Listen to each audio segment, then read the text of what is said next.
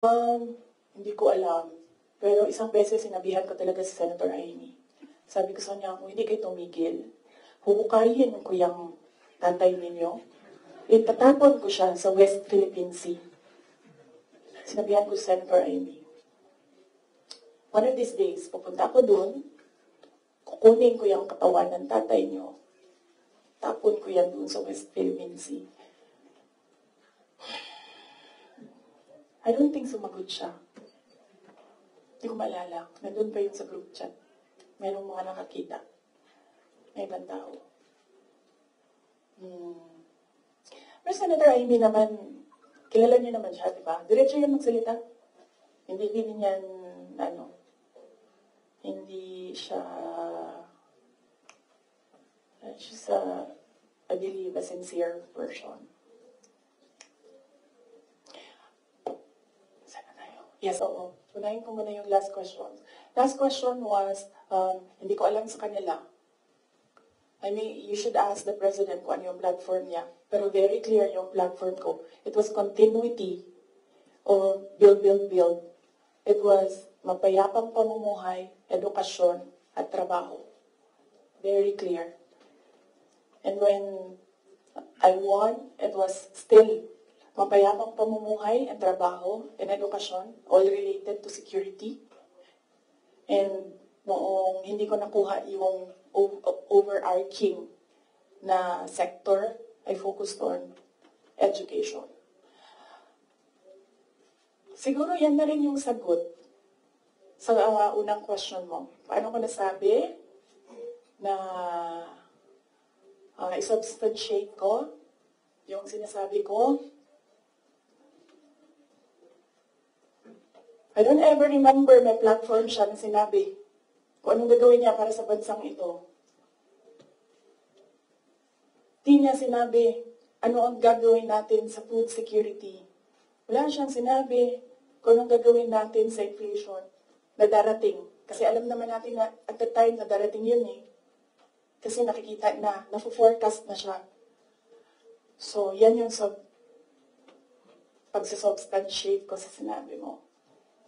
I don't ever remember, may plataforma siya, I don't ever remember him discussing kung ano ang gagawin sa problema ngayon. Alam niyo noon, pag pumupunta ko sa 7-Eleven, expensive yan na tindahan, diba? Ay, sorry, 7-Eleven.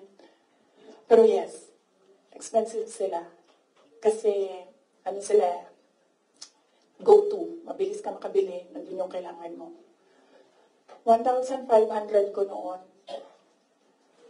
Bili na ako ng corned beef, bili na ako ng tinapay, bili na ako ng ano-ano.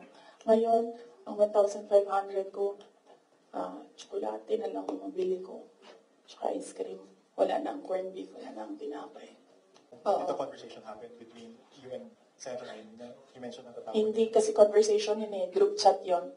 Tapos, noong banat sila ng banat, sinabihan ko na talaga siya.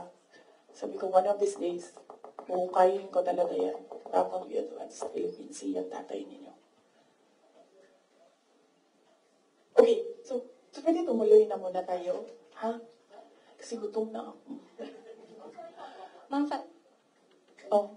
Ma'am, Sally Cordero po from Bomba Radio. Ma'am, sinabi niyo po na hindi niyo nagugustuhan po yung pamamalakad niya ni PBBM. Kung irarank niyo po, in a scale of 1 to 10, 10 is the highest, ilan po ang rate niyo sa performance po ni PBBM? Nasabi ko kanina, 10 is the highest, 1 lang ang rating niya. Sabi ko na kanina, di ba, kung kayo gusto niyo, wala man akong problema. Uli na lang ako, isali.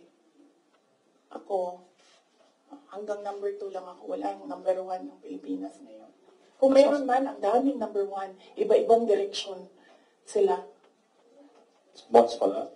Follow-up lang po, since you mentioned the President Ferdinand Marcos, you don't remember at all him discussing with you kung ano yung platform niya when he ran for the presidency. Pero kayo po ba, did you insist na parang sa party niyo, this is what you want for the country?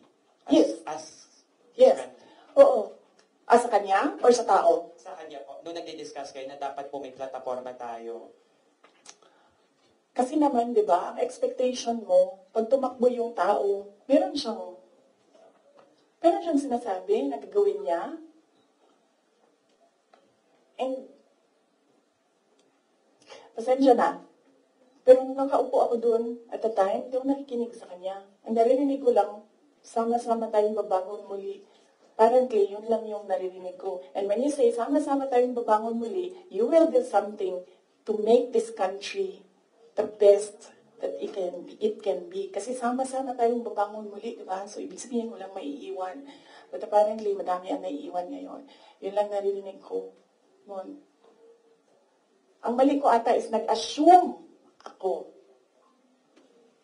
na when you say, sama-sama tayong babangon muli, gagawa ka ng mga bagay para sa bayan at para sa taong bayan. Nag-assume ako na ang gagawin niya ay mas maganda pa, mas maayos pa, mas magaling pa sa lahat ng dumaan na presidente. Sir, ako din kaganyan sa'yo. Tapusin na natin ito. Otherwise, hindi tayo matapos ngayon. Babalik tayo bukas. Sabado.